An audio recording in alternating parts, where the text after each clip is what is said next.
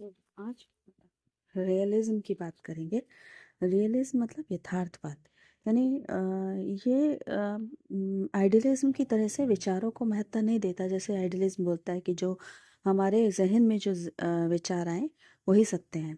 ये बोलता है सत्य ये नहीं है, सत्य वो है जो कि आपको प्रत्यक्ष रूप से दिखाई देता है। तो ये एक तरीके से संसारिक चीज़ों की तरफ ले जाता है। प्रैग्मेटिज्म के बहुत करीब है यथार्थवाद।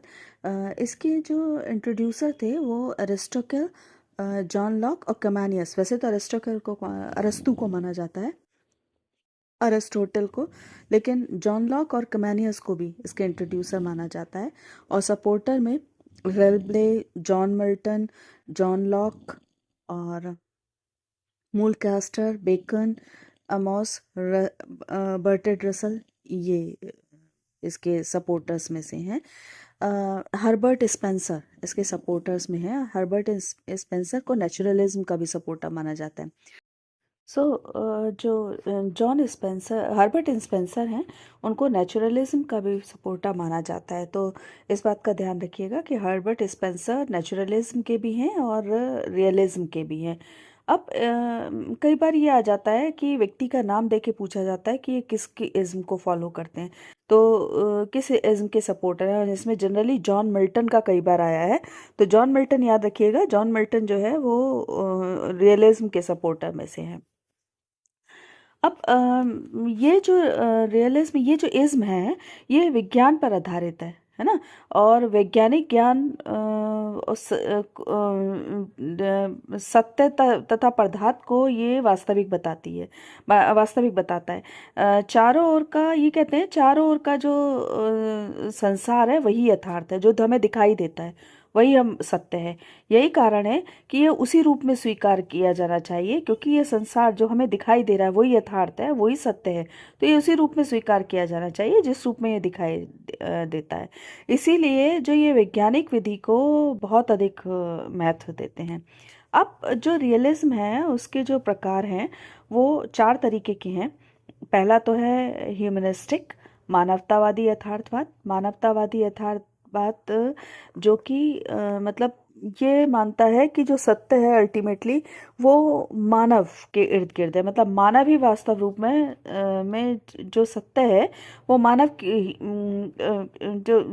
मानव के लिए, मतलब मानव को ही इम्पोर्टेंस देना चाहिए, क्योंकि यही यथार्थ है ना। अब इसके जो मानने वाले थे उसमें एरास्बस, रेबेलियस और जॉन मिल्टन थे। दूसरा आता है हमारा सामाजिक यथार्थवाद या सोशल रियलिज्म, जिसको मानने वाले लॉर्ड मॉन्टेजन और जॉन लॉक थे। ये कहते हैं कि यथार्थ जो है वो मानव नहीं है, यथार्थ है हमारी सोसाइटी, हमारा समाज। तो अगर हम यथार्थ केवल एक मानव के लिए मान रहे हैं तो वो गलत है। हमें वो काम करने चाहिए, वो चीज़ें देखनी चाहिए जो संपूर्ण मानव के लिए हो, है ना, पूरी सोसाइटी के लिए कल्याणकारी हो। तीसरा था ज्ञानेंद्रिय यथार्थवाद। ज्ञानेंद्रिय यथार्थवाद जो है वो हमसे ये कहते हैं, इसके जो फॉलोअर्स हैं वो हैं मलकासी, फ्रांसिस बैकन और कमानियस।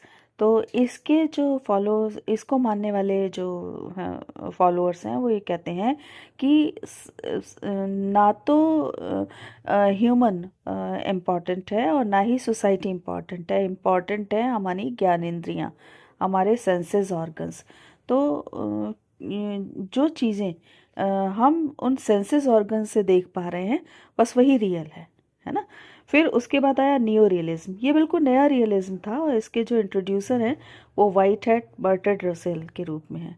तो वो ये कहते हैं कि कोई भी चीज़ जो है वो परमानेंट नहीं होती, कांस्टेंट नहीं रह सकती। इवन साइंस तक कांस्टेंट नहीं होता, समय के साथ बदलता है, होता है, या आप इसको कह लो कि मॉडिफाई होकर चेंज होता रहता है। तो समय के साथ चेंजेबल है, कोई भी चीज़ जो है वो परमानेंट। अब अगर इसकी ज्ञान मीमांसा के अंतर्गत इसकी अगर व्याख्या करें तो ये सत्य की प्राप्ति के लिए वैज्ञानिक विधि पर बहुत जोर देता है।